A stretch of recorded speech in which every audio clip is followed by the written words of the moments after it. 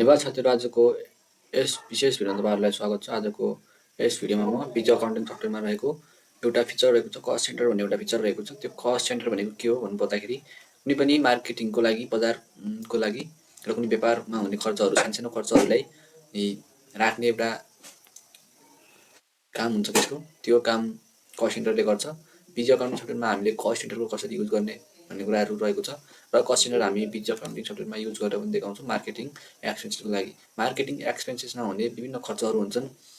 Petrol खर्च हुन्छ, अस्ति फुड खर्च हुन्छ, खाना खर्च हुन्छ, धेरै त्यस्तै खर्चहरू धेरै हुन्छन्। त्यो खर्चहरूलाई हामीले पिज्जा अकाउन्टिङ सफ्टवेयरमा कसरी इन्ट्री गर्ने भन्ने कुराहरू आजको यस भिडियोमा तपाईँहरूलाई म सिकाउन गइरहेको छु।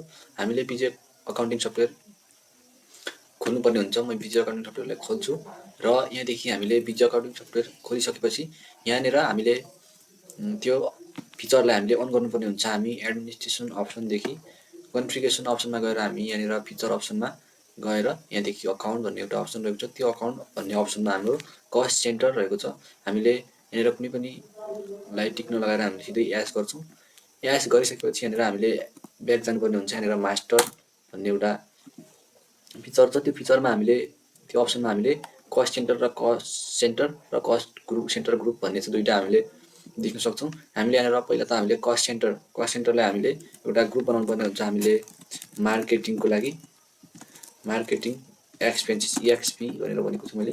एक्सपेन्सको लागि एउटा ग्रुप बनाएको छु र हामीले यहाँनिर कस्ट सेन्टर बनाउनु पर्ने हुन्छ।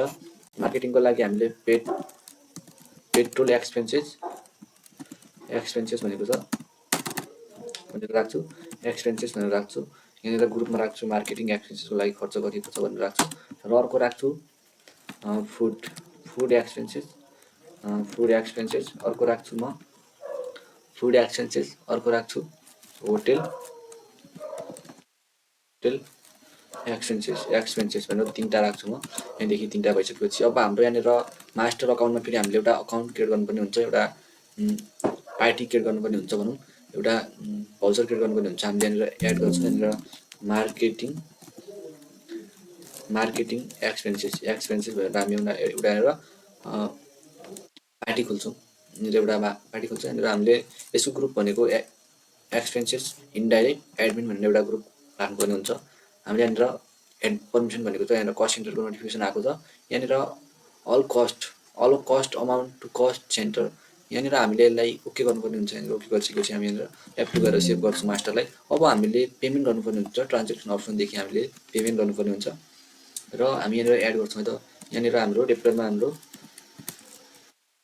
डेप्टरमा रहेको छ हाम्रो यहाँनिर मार्केटिङ एक्सपेन्सेस हामी 10,000 रुपियाँ हामी मार्केटिङ एक्सपेन्सेसको लागि खर्च गर्छौँ भनेको छ। हामीले मार्केटिङ एक्सपेन्सेसको लागि हामी 10,000 रुपियाँ खर्च गर्छौँ।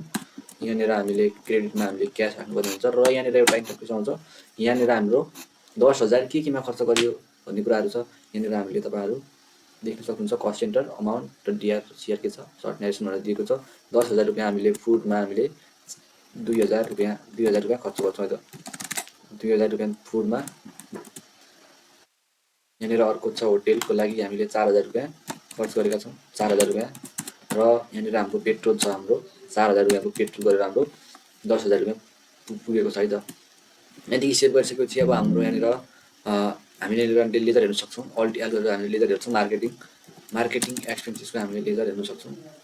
F2 गरेर हामीले लेजर हेऱ्यौँ। यहाँनिर 10,000 देखाएको छ र यहाँनिर हाम्रो डिस्प्ले अप्सनमा यहाँनिर MSI यहाँनिर कस्ट सेन्टर रिपोर्ट भनेको छ। यहाँनिर हाम्रो 4वटा फिचरहरू दिएको छ, 4वटा अप्सन दिएको छ हाम्रो कस्ट सेन्टर ट्रायल र कस्ट सेन्टर लेजर र कस्ट सेन्टर समरी स्ट्यान्डर्ड र कोलम भनेर हाम्रो यहाँनिर 4वटा अप्सन दिएको छ। हामी यहाँनिर कस्ट सेन्टरको लेजर हेर्छौँ। लेजरमा हाम्रो फुल एक्सपेन्सेसको 1 यहाँनिर हाम्रो एस गरिसकेपछि यहाँनिर आउँछ र हाम्रो कस्ट सेन्टरको ट्रायलमा हेर्नुपर्ने हुन्छ। हामीले कस्ट सेन्टर अलमा गएर हाम्रो यहाँनिर food expenses, hotel expenses, petrol expenses भनेर हाम्रो यहाँनिर अमाउन्ट देखाएको छ र अब हामीले यहाँनिरबाट हाम्रो कस्ट सेन्टरको टार्गेट पुरा भयो त। कस्ट सेन्टर हाम्रो सकियो र अब हाम्रो पेमेन्ट पनि भइसक्यो। पेमेन्ट भइसकेपछि कस्ट सेन्टर सिद्धियो। ल है साथीहरू, आजको भिडियो तपाईँहरूलाई कस्तो लाग्यो? तपाईँहरू च्यानलमा नयाँ हुनुहुन्छ भने च्यानललाई सब्सक्राइब गरिदिनु होला र नयाँ आउँदो भिडियोहरू पनि हेर्दै